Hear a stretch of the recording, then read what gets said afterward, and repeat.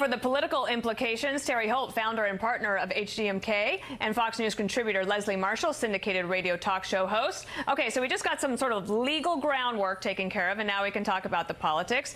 Terry, there's lots of different takes on the right, ranging from this is no big deal to this is great. You finally have the Trump team on the offensive.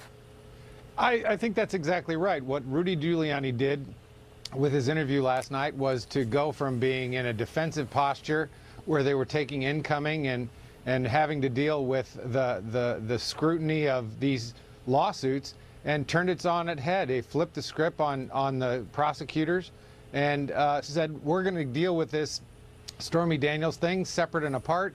And to me, it's a shift in legal strategy that portends a shift in political strategy, where now the president, the White House can be on offense and really can set this aside. And while we're chewing it over in the media, they can go back to doing the job that they were elected to do. And I think it does send the signal that Giuliani and the legal team are done playing defense and they're now going to play offense. Leslie, I'm sure that the Democrats are looking at this from a different perspective and love to get your take on it.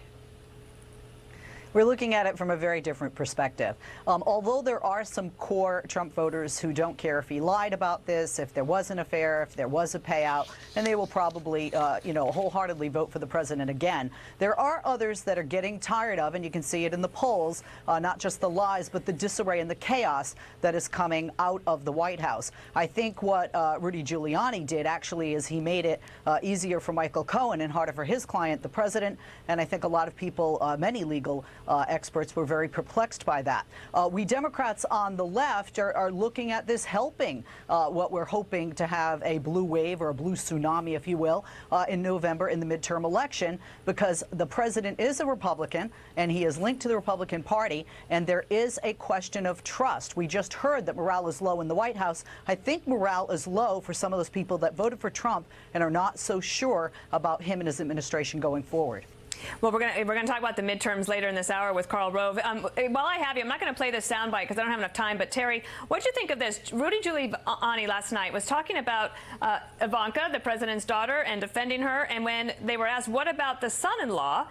he said, "Jared is a fine man, but men are disposable. But a fine woman like Ivanka, come on."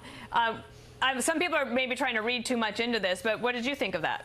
I think it sounds like a proud father who loves his daughter and would take any opportunity he could to give her a nice plug, and that's exactly what I read into that comment. All right, well, stick around. Terry Holt and Leslie Marshall will want to bring you back after the briefing. It's happening in just a few minutes.